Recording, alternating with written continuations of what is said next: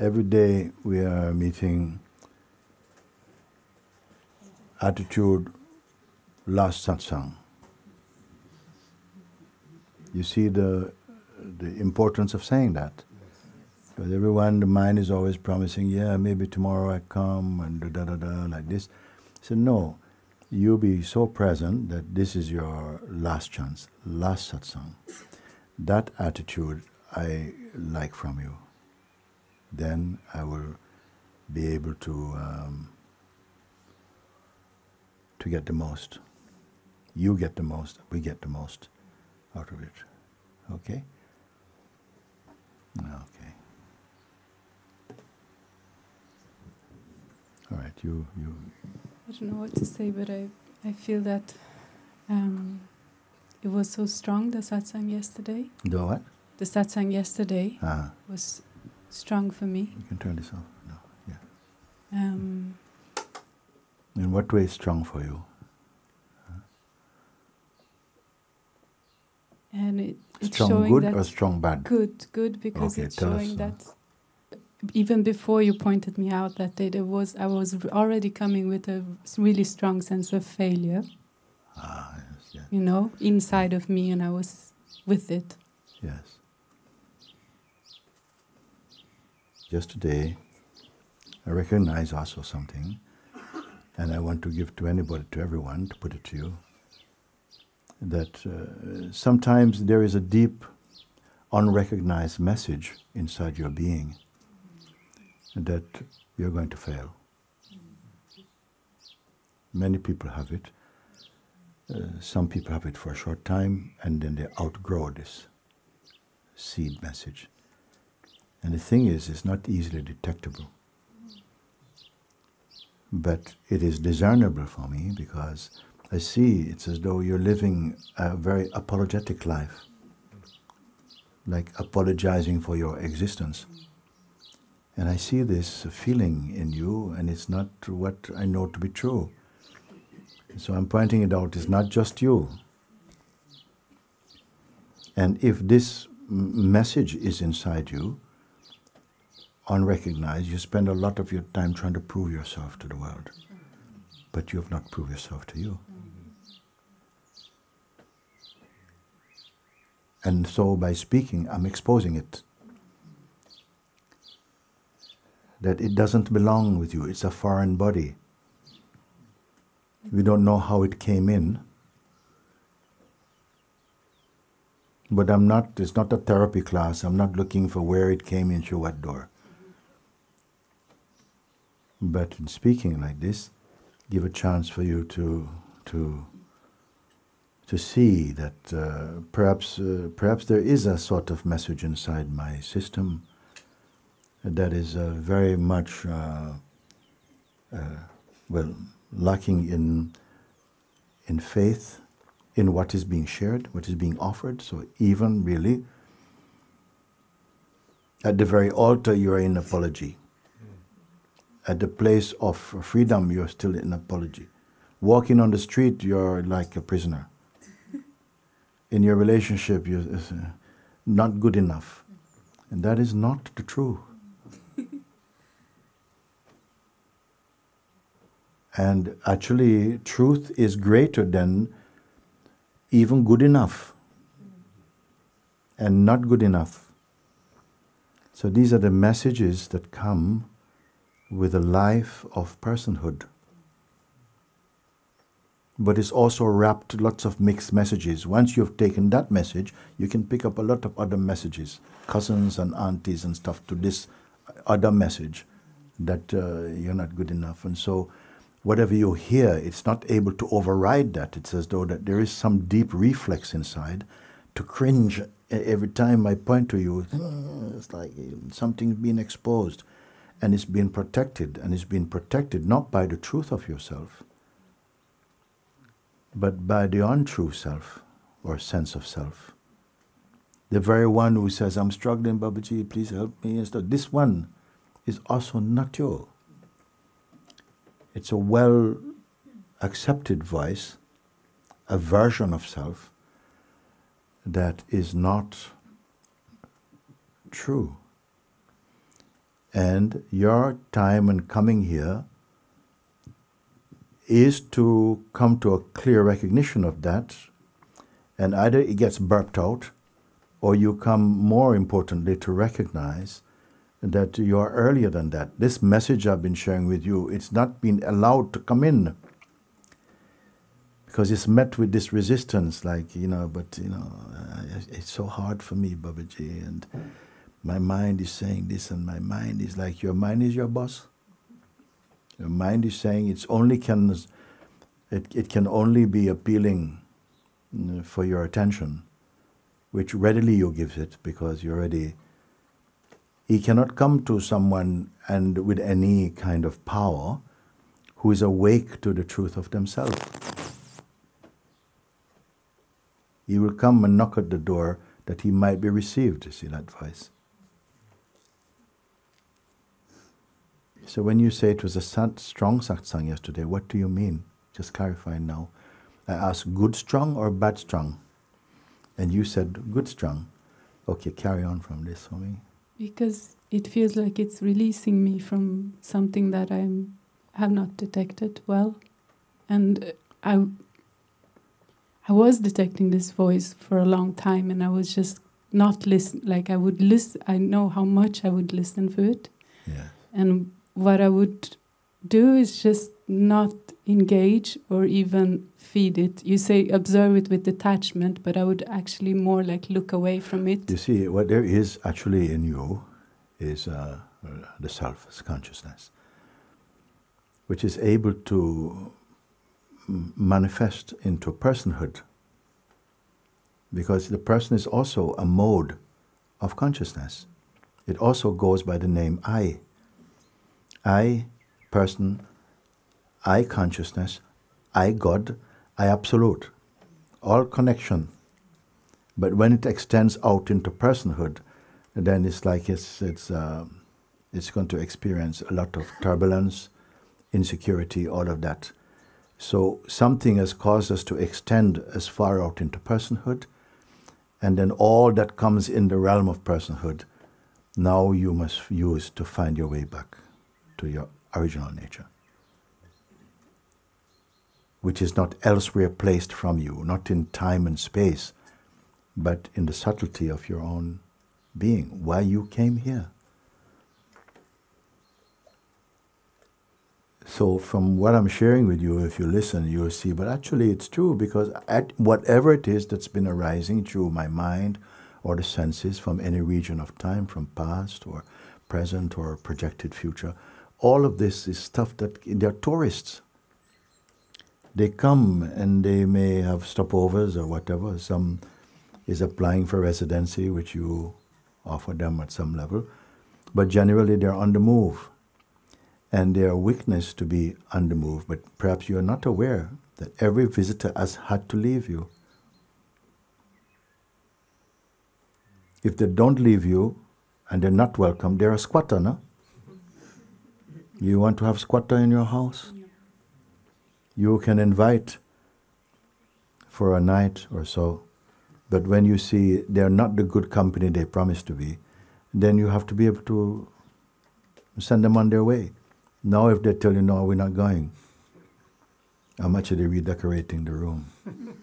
What you going to do? All of this to test your resolve and to test your faith and to test your being established in your heart. You see? At a little bit on from this, maybe a matter of sitting deeply with it, it could be a matter of days or weeks or months even, you are regaining your power, that they cannot tell you who you are anymore. You have cut off those ears. They cannot hear that anymore, because you've grown in a deeper strength. Now your ears are for listening more deeply in you. Okay. Thank you, Guruji. Mm-hmm. Thank you. Mm-hmm. I'm very grateful for your words when you were talking about the beliefs of not being good enough. No, not being good enough. Yes. Yes, yes. So I come forward despite of this fear and this shyness. These are states that we have identified with over some time. I'm not blaming, you know, just saying it catch you just like you don't go out looking for the flu. You understand? They will come from wherever. We're not looking, try and see where they come from, because that's another kind of drama. We don't need to go there. But my starting point is that whatever it is that even you're speaking of now, you're behind it, looking at it, reporting about it. You see? Can you report without identity? You see? Yes, on the one side there's a report, and on the other side I feel strongly in my heart to meet you, to just come without my identity. And yes, it's much easier than your mind might tell you. Because there's a place within you that I'm pointing to where you don't have to meet me. We're there. You see? But the play that happens, that represents the sense of yourself in time and space, and this is happening, and it's building up a file of what your life looks like. Yes, and it's holding me back, so... It holds everybody back, even when it makes you feel you're going forward. It holds you back from awakening to the truth of yourself. In a way, you may be ahead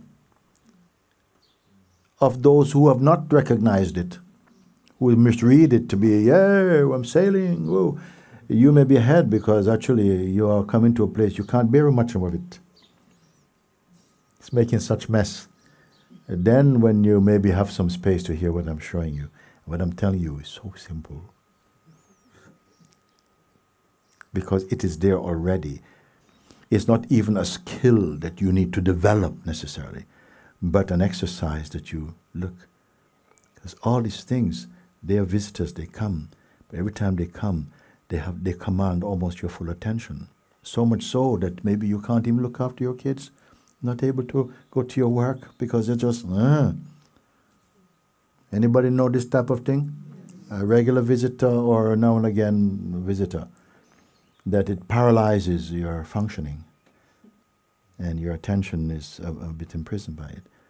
So today all this is gonna have to go. But I need your permission and your cooperation to look. You understand? Yes. Because none of these things came only by trickery. They come because of what you may say, some confusion about your real place. And so you carry on now, working for the mafia, doing his work for yourself. He says, no, he doesn't have to, he's behind the scenes smoking a cigar, watching you, running around, beating yourself up. So this feeling of this, but I am, because I find that it's cutting my life. Or some of that voice, it comes from because even the ego is connected to the self at some point. But I'm redirecting your energy to the place that's never left you. Actually, it is not it and you. It is you. You are it. But somehow that perfect harmony has been somehow camouflaged. That's all that can happen. It cannot destroy it. It can only hide. The reality of yourself cannot be destroyed. Anybody tell you it doesn't get destroyed? Yeah, you can destroy your life and its function. It can do all kinds of things. Darkness can come in, but it cannot destroy your essence. Satsang is to bring you back to conscious awareness of your essence, not as an object of perception. And even in your ignorant state, it's there, but you don't look. You're looking from another. It's like you're here, but you're living like you're here. And here you never visit here. But here cannot, because without this is not. But still with or without this is still here. So that's the simple diagram of your being. I heard you saying that the person is so tiny compared to the truth you are. Yeah. And this opened up so much space inside. Yes, yes. It just revealed the space that is there. Like, I heard them say, I'm not very scientific orientation, they say that, we're living in maybe a fraction of percentage of our potential. I don't know if people mean by that the potential of your creative outpouring, or the potential of how amazing you can do to create things, or just amazing in who you are. I don't think they're talking about that yet. What you can do, because we all want to use it to get something, and it will still be something phenomenal. But to realize yourself, not to learn, not to know in this kind of artificial, that's what I call artificial intelligence actually. Is ego knowledge, but to be fully established again, so to speak, in your original nature, which is all the time you are going to find out, but it's here. The mind will put it like, whoa, you have to give everything up, go live in Himalaya cave for 6 months. It will put all this, and it may catch you even with that. So where is it? That which is your natural being. Because once we have taken the name of personhood, it is on a mission to conquer whatever its projections are of the world it wants to attain. And even if it could attain the whole world, it still will not be ultimately satisfied. You will become jealous of another one who is conquering another world. That's the nature of ego. So now, having said that, no. All this stuff. Some people ask, how can I stop it? How can I stop my mind? How can I,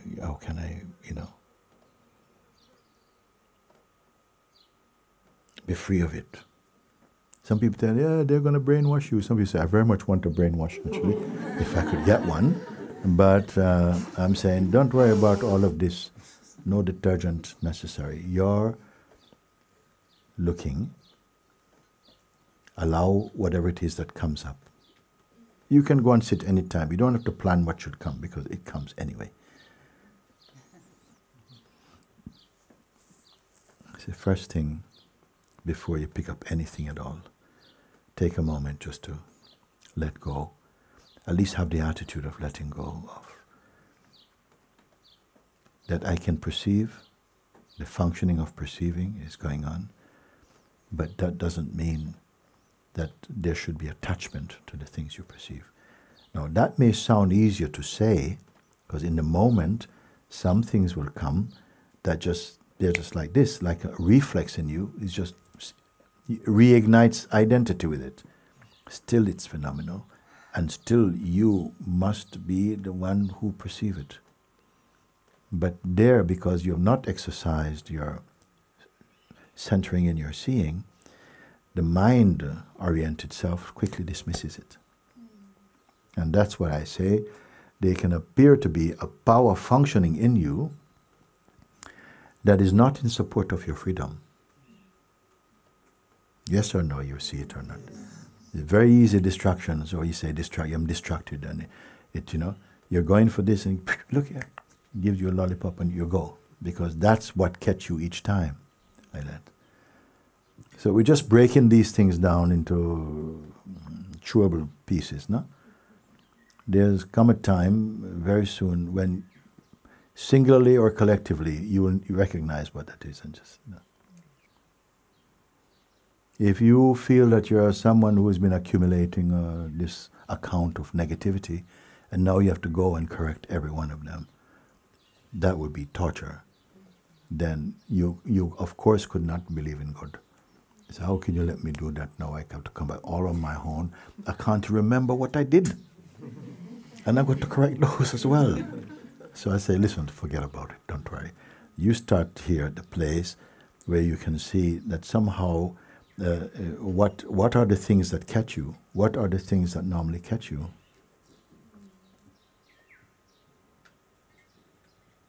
How do you mean? Like that pull you into identity. Because what you're suffering from is not the things, but the identity with them. Because someone else's problem don't trouble you. But it's the identity with that and feeling, oh, I don't want to be like this. No?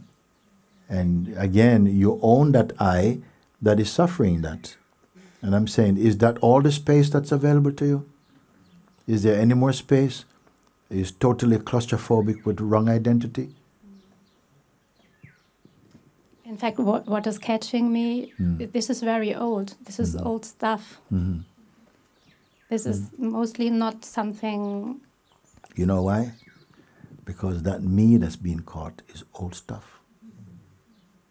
It's not the stuff. The stuff is stuffy. But the identity keeps riding with it, you see. And I'm not pointing, I'm just pointing that out. You are aware, no? That when I stop and I say, yeah, I don't want to hear about that stuff. I don't want a list of your things.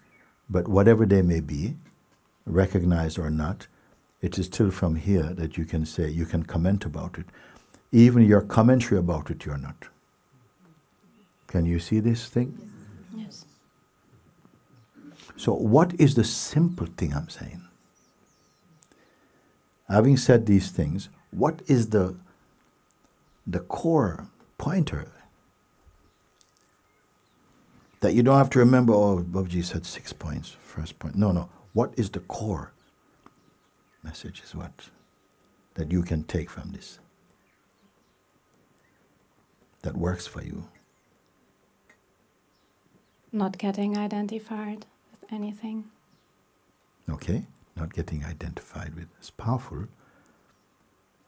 Can you? You smiling. Say.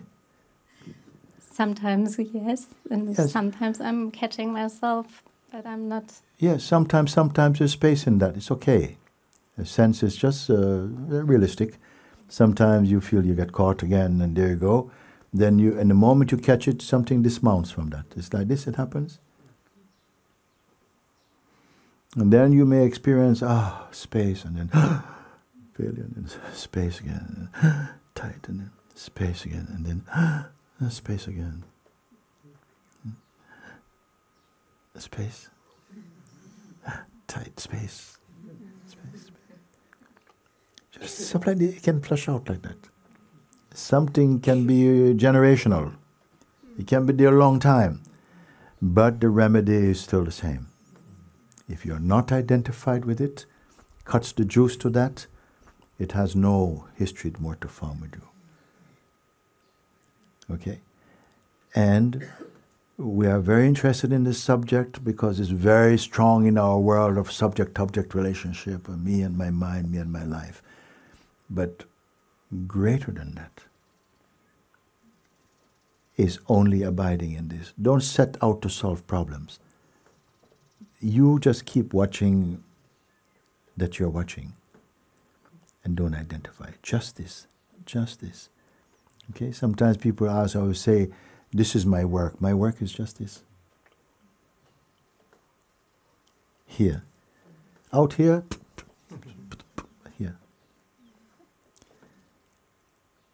Just watching this. When you can. And you find that it may seem intermittent for a while, that you're doing, and then you think that work takes you away, and you realize it doesn't. It's all happening in this. You follow? Can you all follow? Yes. That's great.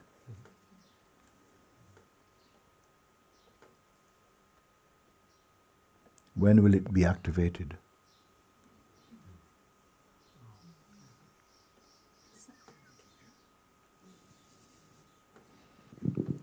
I just felt to say that something often feels like this is too simple. It's too natural, like I have to do something more. Mind will say it. Yeah. Can't be that. That's just some kind of psychological trick. Life is much more intense to get the bull by the horns, or the nuts, to catch him there. Okay? So this thought comes, it's so simple. And then what is the response to that then? Sometimes there's belief, and then feels like I have to really make effort and. In a way, the mind is half true. Yeah. It is very simple. But it can tell you that because you're set up for a big adventure. You say it's too simple, That's a little psychological tidbit. It's okay then. But you got real work to do. This is your real work to do. Yes. And so in these expressions, there's some honesty. Because I tell you, the psychological self is full of tricks. And that psychological self is playing as you. It's got a lot of techniques. And the simplicity of being is not attractive when you have that pulse inside to do, to capture, to conquer, to achieve.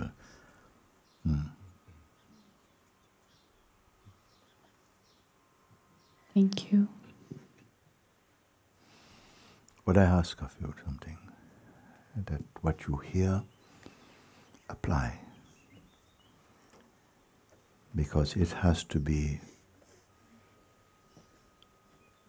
proven in you. It has to combust into spirit in you. So everything you believe and keep here, it will go. Because this is phenomenal. It is not the library of God's words. It has to be baptized here in your heart.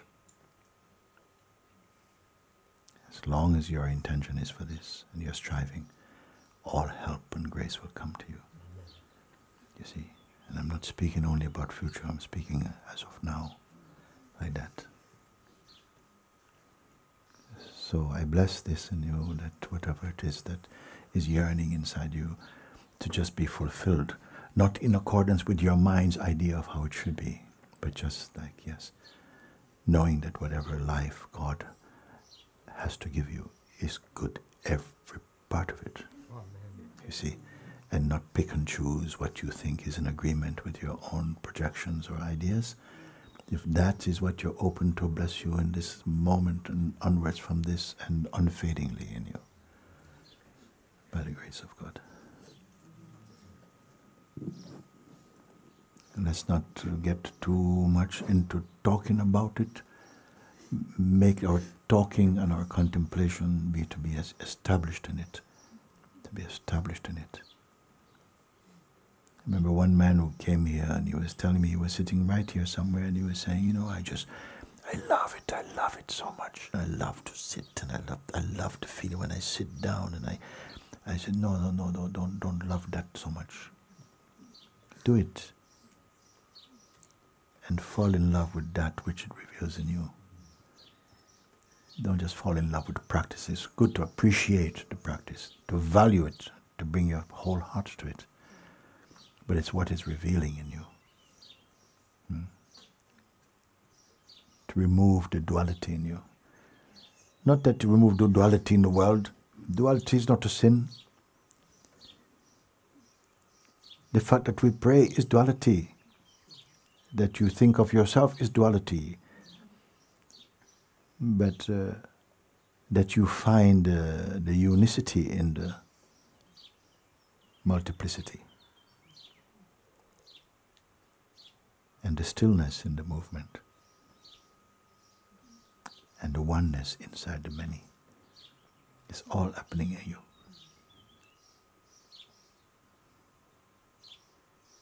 You don't have to tell anyone. You see, sometimes even the animals are coming. Sometimes animals are coming to satsang. Not all of them. You don't see all the dogs coming, all the cats. Some of them come. Just like people. And they don't understand English.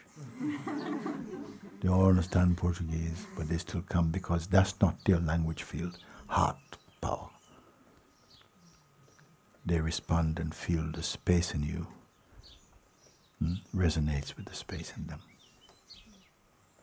They know us because of peace and love, not doctrines and great concepts, just quiet, peaceful presence.